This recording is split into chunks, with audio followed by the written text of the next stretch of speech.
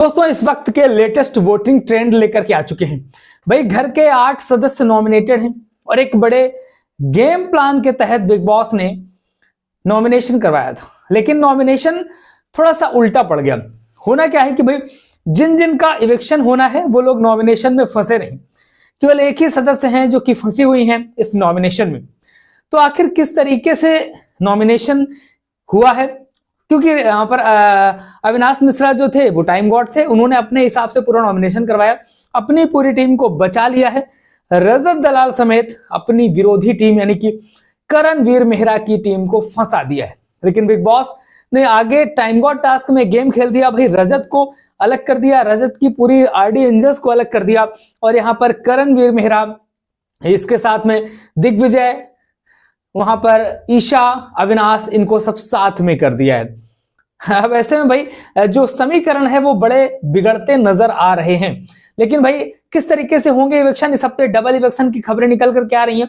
दो तरह से डबल इलेक्शन हो सकता है, या तो जो वोटिंग हो रही है उसके आधार में लास्ट के बॉटम 2 का इलेक्शन होगा, या फिर एक मिडवीक इलेक्शन की बात निकल करके सामने आ रही है कि इस हफ्ते एक मिडवीक इलेक्शन होगा जिसमें घर वालों के वोटों के आधार पर, घर वालों से कोई टास्क करवाया जाएगा और घर वालों के वोटों के आधार पर ही इलेक्शन होने वाला है। क्योंकि भाई केवल 4 वीक बचे हैं और इन 4 वीक में भाई बाहर भी तो करना है, घर को खाली भी तो करना है।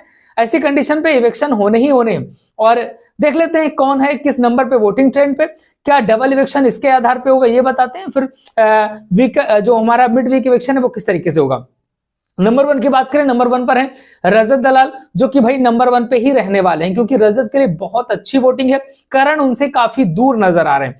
तो रजत की वोटिंग बहुत तगड़ी है क्योंकि इधर हरियाणा से, बिहार, यूपी से बहुत अच्छी वोटिंग हो रही है, राजस्थान से, गुजरात से भी वोटिंग हो रही है, अच्छी खासी वोटिंग हो रही है। बात करें हम सेकंड नंबर पर है करणवीर मेहरा, नंबर 3 पर है दिग्विजय राठी, दिग्विजय राठी नंबर 3 पर नजर आ रहे हैं। नंबर 4 पर है चाहत पांडे, नंबर 5 पर है चुमदारंग और नंबर 6 पर है श्रुतिका राज अर्जुन, नंबर 7 पर है शिल्पा शिरोडकर, नंबर 8 पर है डॉक्टर यामिनी मल्होत्रा।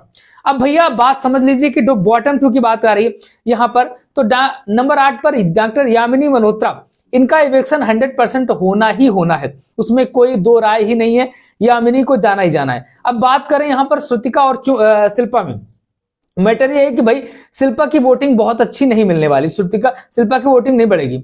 लेकिन अगर बाई चांस श्रुतिका नीचे आ जाती हैं और शिल्पा ऊपर चली जाती हैं, इस कंडीशन पे श्रुतिका और यामिनी का इलेक्शन हो जाएगा।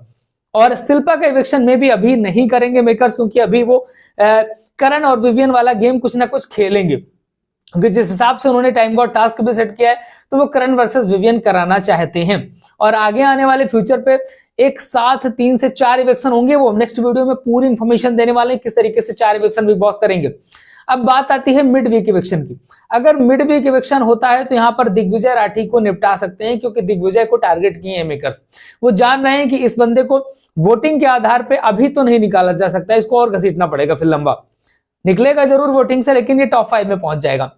तो ऐसी कंडीशन में मेकर्स चाहते हैं कि इसको बीच में निकाला जाए, तो वो घर वालों के वोटों के आधार पर या फिर कोई टास्क करवा के ही इसको बाहर करेंगे। तो इस तरीके से खबरें आ रही हैं। अगर वोटिंग लगातार चलती रही और मिड वीक तक वोटिंग बहुत अच्छी आ गई तो मिड वीक इलेक्शन में यहाँ पर किसी न किसी टास्क से दिग्विजय को फंसा करके बाहर कर देंगे और फिर इसके बाद डॉक्टर यामिनी का इलेक्शन हो जाएगा। नहीं, अगर ऐसा नहीं होता तो फिर बॉटम 2 से इलेक्शन होने ही वाले हैं। तो इस तरीके से ये था अब तक का लेटेस्ट वोटिंग ट्रेंड। बाकी एक अपडेट लगातार हम आपको देते रहते हैं। इंस्टाग्राम पे हमें फॉलो कर लीजिएगा, द गुप्तचर 2.0 पे लगातार अपडेट्स हम रील के माध्यम से वहां पर भी देते रहते हैं। मिलेंगे फिर किसी नए वीडियो के साथ, देखते रहिए एएफसी टाइम्स।